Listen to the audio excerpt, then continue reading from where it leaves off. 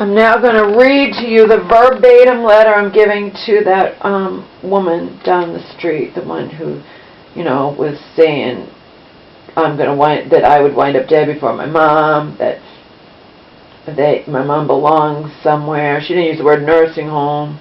She had told me in her state there were places that weren't nursing homes, but that like were something like it, and that catered to the mentally ill. I don't know.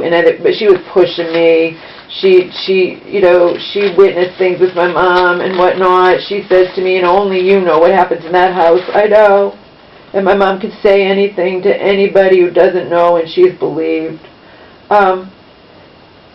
Dear Beth, I do not want to leave this never-ending madness for good without hugging you goodbye and thanking you for everything you have done for me.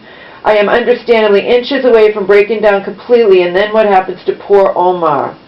I ignored your heartfelt advice and instead did everything in my power to try to save my sick mother from what you felt was her inevitable fate, and this is my reward for caring so much.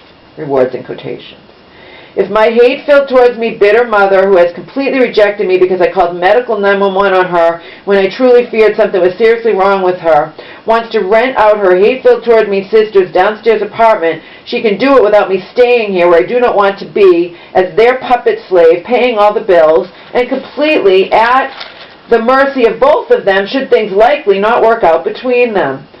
My mother has a X amount 401k. She does not need the money she told me I could have back when she was not busy, irrationally hating my guts over something I had no choice but to do, and having her opportunistic half-sister whispering in her ears all about how I am the reason for all my mom's breakdowns.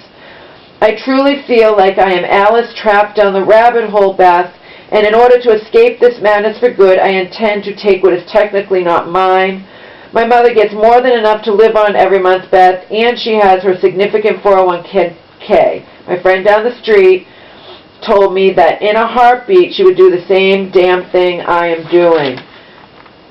My friend down the street, of course I have her name, but I'm not telling you that, also told me she would drive me, I can make up a name. Sarah also told me she would drive me and Omar to the airport. My mom can rent out her home if she does not wish to sell it or pay rent in 2 places. I am done with this madness, Beth. If my mother decides that she wants so badly to get back from me money she not only does not need but also told me I can have, let her fucking sue me for it. This is all such bullshit.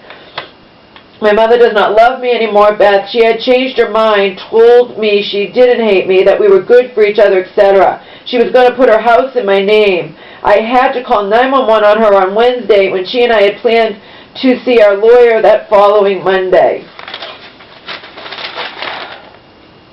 I loved her too much to not call 911, but how she behaved while being medically cleared at the hospital caused her to be sectioned and wind up back at X hospital. My mother revoked the release she had signed for me when she first got admitted there. I don't even get to know when she's getting out, let alone how she's doing. She has completely rejected me and turned back to her abusive towards me sister, whom I know has ulterior motives when it comes to her supposed desire to, in quotations, help her sister get well again. I am in agony over all of this, Beth, backed into a corner, and the only way out for me is for me to legally become a fucking thief. Fuck them both, Beth. Seriously, fuck both of them for doing this to me after I tried so desperately to help my poor mother.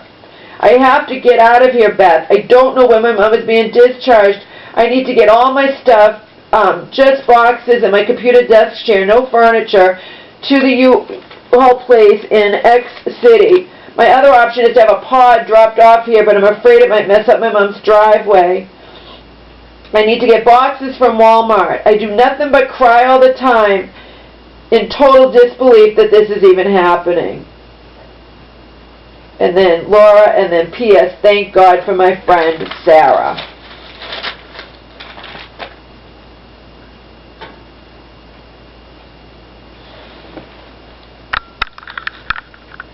I'm going to take Omar for a walk and drop this letter off at Beth's hut.